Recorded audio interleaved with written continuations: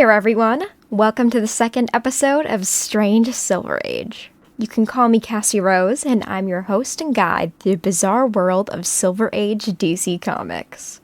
I guess I should explain what Silver Age means, for those of you that might not know.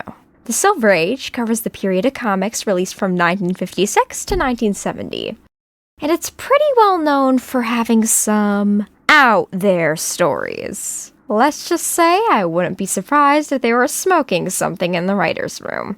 Today, we're covering Superman's Girlfriend Lois Lane, issue number 27, released in 1961. Specifically, I'll be focusing on the cover story, Lois Lane's Superbrain. Without further ado, let's dive in. So, the cover features two characters, Bizarro and Lois Lane. Bizarro is Superman's mirror image clone from a parallel universe. He talks like a caveman, and he's Superman's opposite in every way. Lois Lane isn't looking very happy as a tear rolls down her face. Probably because she looks like the love child of Megamind and Roxanne right now. Seriously, her forehead is absolutely massive.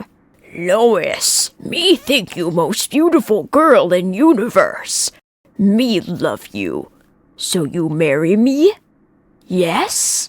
How ugly I must be that this bizarro Superman creature considers me beautiful. The evolution ray that made me super intelligent has turned me into a freak. Looks like we might have to change the title of this comic from Superman's Girlfriend Lois Lane to Bizarro's Girlfriend Lois Lane. There's also a large building with Las Vegas plastered on the side. Thank you, convenient building, for literally spelling out exactly where we are. Onto the teaser page. Let me put on my overdramatic narrator voice. Since there is no one in the world who cannot use an extra helping of brains, girl reporter Lois Lane is anything but alarmed when she learns she's become the smartest woman in the world. The only thing Lois didn't count on is the price she has to pay for her brilliance. How Lois reacts to the discovery that her great genius is as much a curse as a blessing is the shocking story of Lois Lane's Superbrain.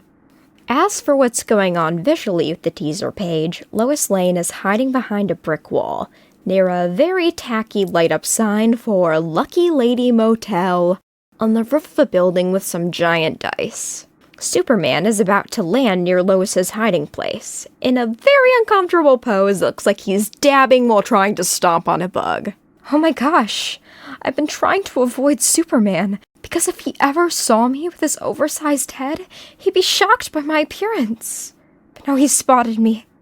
I must think fast. How can I avoid a face-to-face meeting? Hey, you never know, Lois. Maybe Superman is into that. I'm sure there's plenty of people with Megamind on their Hear Me Out list. Jokes aside, let's see how Lois Lane became bald with a giant head. The story opens with Lois Lane arriving at an electronics laboratory to interview Professor Holt for a Daily Planet article. Lois's sister, Lucy Lane, is also there to accompany Lois for the interview. But she's mostly there to give exposition on how the professor's invention works in layman's terms. Essentially, it's a giant brain in a jar that absorbs the intelligence of geniuses and stores them. Jeez, how did Professor Holt get a permit for this?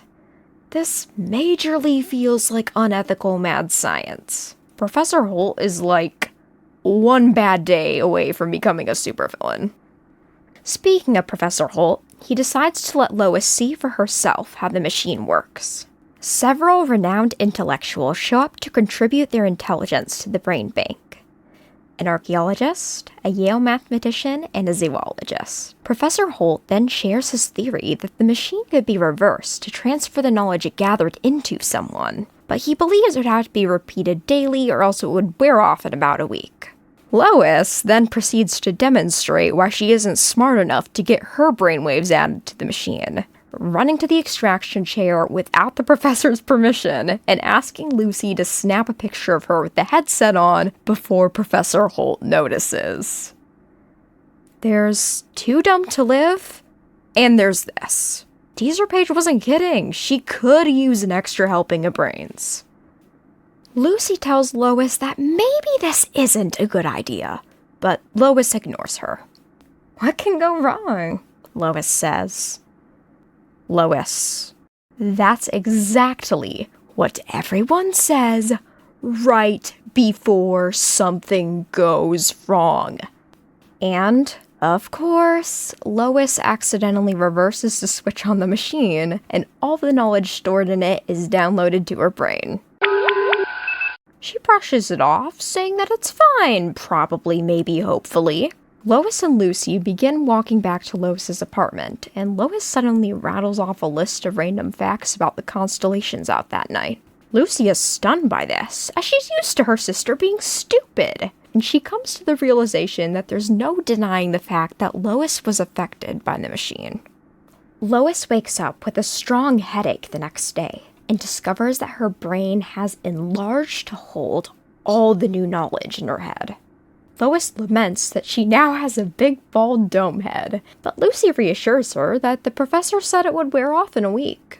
Lucy also tells Lois that she at least has the silver lining of being the smartest woman in the world, while she waits for the effects to wear off. But all Lois cares about is that Superman might see her and think she's ugly.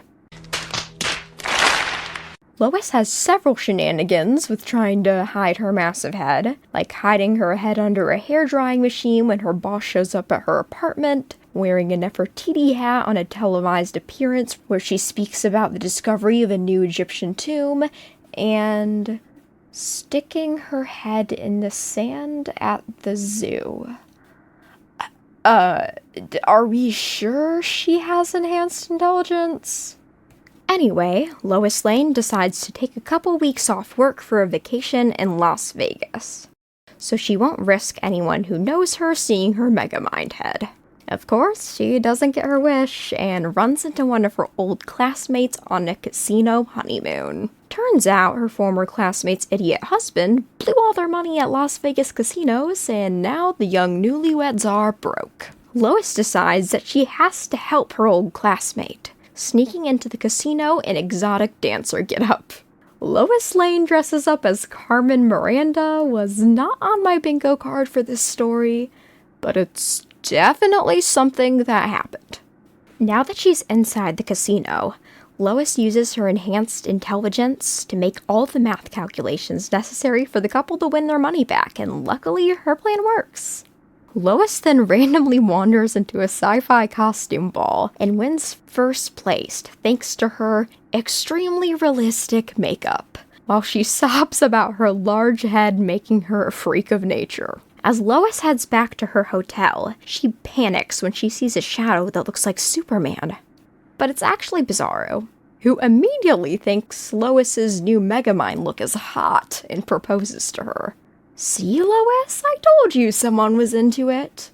However, Lois isn't into Bizarro, and sobs about how she must be truly ugly if the twisted, upside-down mind of Bizarro considers her beautiful. Jeez, Lois, those are some harsh words. The next morning, when Bizarro visits her to follow up on the marriage proposal, he says she's hideous now and flees. Lois takes this to mean that she's back to normal, and she's right. Let me just read off what Lois says in the last panel. The brain transfer wore off during the night. How wonderful. Any girl would prefer her own pretty face to having a super brain if she's really smart. Now I can go home and face Superman, the only person with a super brain and super good looks. Oh boy. I have some thoughts on this one. I do feel like the insanity of the plot lived up to the cover, but yikes. The story really was a product of its time. Horribly sexist, and pushing the idea that being pretty is much more important than being intelligent. Lois's conventionally attractive face was completely unchanged. She just became bald with a large forehead, which made all her whining about being hideous throughout the issues seem extremely overdramatic.